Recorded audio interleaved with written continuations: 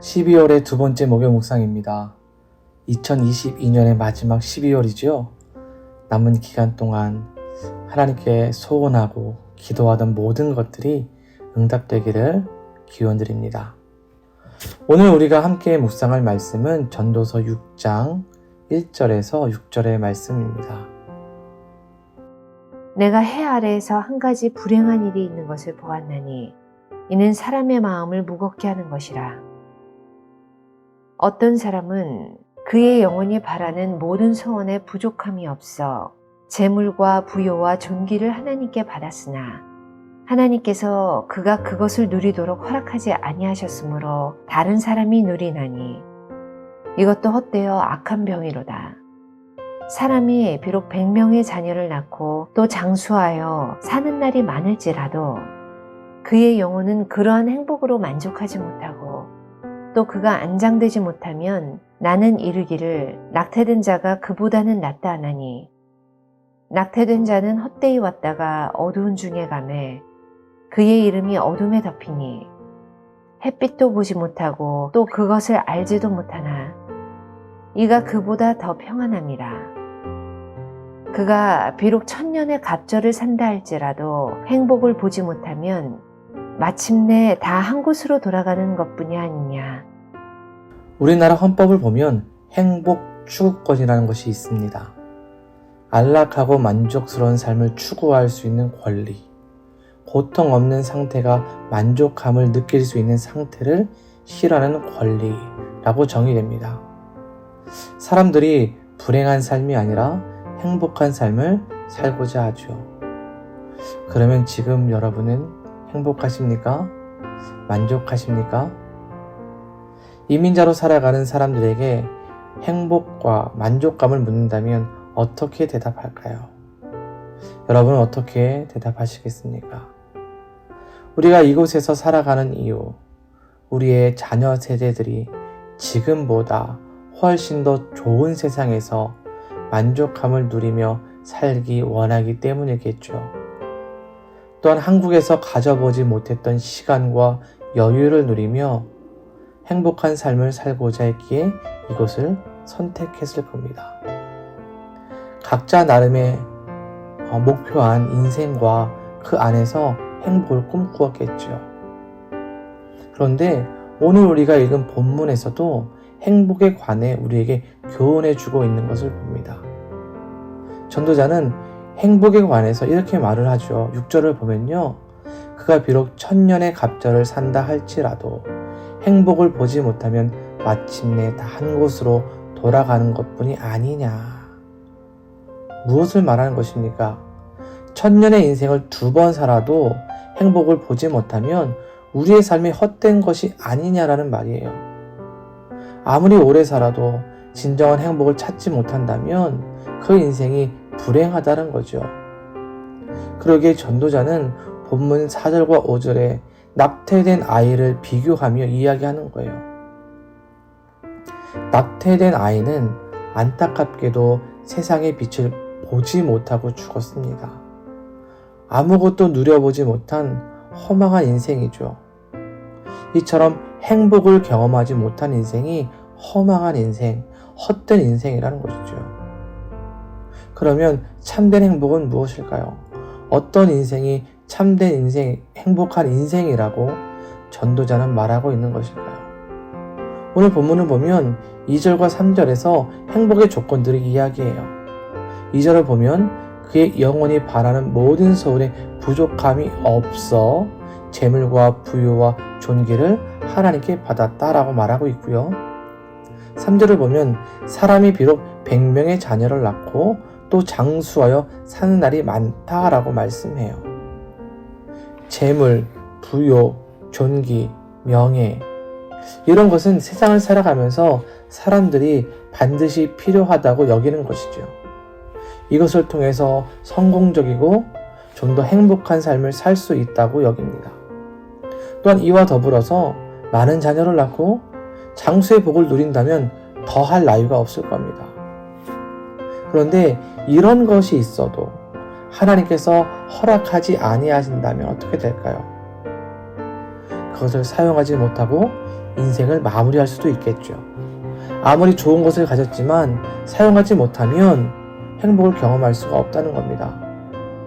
뿐만 아니라 장수와 많은 자녀를 가져서 행복을 누릴 조건들이 있다고 해도 마음껏 누리지 못한다면, 사용하지 못한다면 행복하지 않다는 거예요.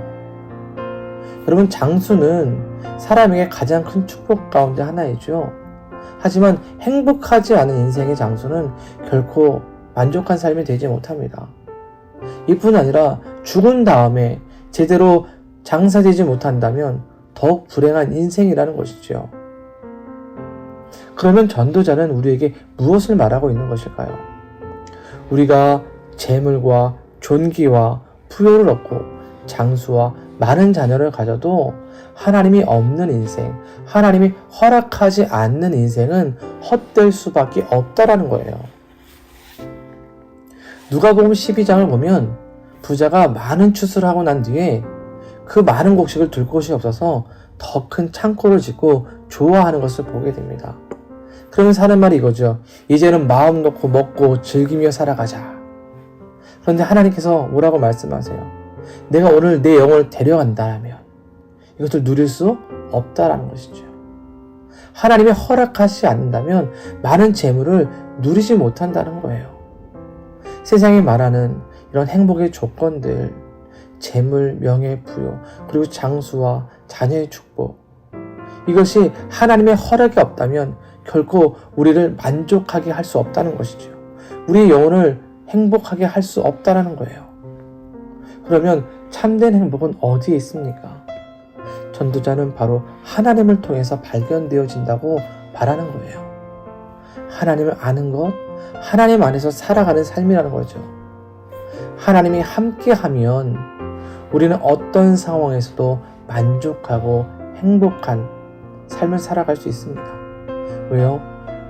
그 하나님을 통해서 우리의 영혼이 부요해지고 우리의 영혼이 충만해지기 때문입니다. 재물이 많아서 행복한 것이 아니에요. 부요해서 행복한 것이 아닙니다. 장수해서 행복한 것이 아니라 이 모든 것에 하나님이 함께 하실 때에 그것이 행복한 인생입니다. 그러니 우리의 참된 행복은 재물과 명예와 장수에서 찾지 말아야 합니다. 지금 내게 주어진 삶에서 하나님과 함께하며 그분으로 인해 누리는 은혜를 경험할 때에 그것이 행복한 인생이 되는 것이죠. 그래서 바울 사도는 고린도후서 6장 10절에서 우리들을 이렇게 말했어요. 근심하는 자 같으나 항상 기뻐하고 가난한 자 같으나 많은 사람을 부요하게 하고 아무것도 없는 자 같으나 모든 것을 가진 자로다. 왜 이렇게 될 수 있을까요? 우리 손에는 아무것도 없는데요. 바로 아무것도 없는 우리 손에 하나님께서 은혜를 부어주시고 행복을 부어주시기 때문에 그렇습니다. 그 하나님으로 인해서 우리는 기뻐할 수 있고요. 그 하나님으로 인해서 부요하고 모든 것을 가진 자들이기 때문이죠. 사랑하는 여러분, 우리에게 참된 행복, 참된 만족은 하나님 안에서 발견됩니다. 하나님께서 주세요. 그분이 우리의 진정한 행복이며 만족입니다. 우리가 열심히 노력해 이 땅을 살아가고 그로 인해 받게 된 영주권, 우리의 통장에 잔고가 늘어가는 것이 행복이 아니라 하나님이 함께하며 우리의 인생에 부어주시는 은혜가 복된 삶입니다. 여러분, 시편 37편 4절을 보면요. 또 여호와를 기뻐하라. 그가 내 마음의 소원을 이루어 주시리라고 말씀하세요. 하나님을 기뻐하는 삶을 살아갈 때에 우리의 인생이 행복해지고 우리의 필요한 것들을, 우리의 소원을 이루어 주시며 우리가 만족한 삶을 살아갈 수 있도록 인도하신다는 거죠. 그러기에 오늘 하루도 우리의 인생의 참된 행복을 우리 하나님을 통해 발견하고 그분으로 인하여 만족한 삶을 살아갈 수 있기를 주님의 이름으로 축원드립니다. 기도합니다. 행복과 더 나은 삶을 위해 달려온 이민의 삶이었습니다. 그러나 진정한 행복은 세상에 있지 않고 하나님께 있음을 고백합니다. 하나님이 함께 하시고 우리 인생에 참된 행복을 부어주심을 믿습니다. 우리의 생각과 믿음의 시선을 하나님께 향하며 하루하루를 살아가오니 주님께서 우리의 행복이 되어 주시옵소서. 우리의 만족이 되어 주시옵소서.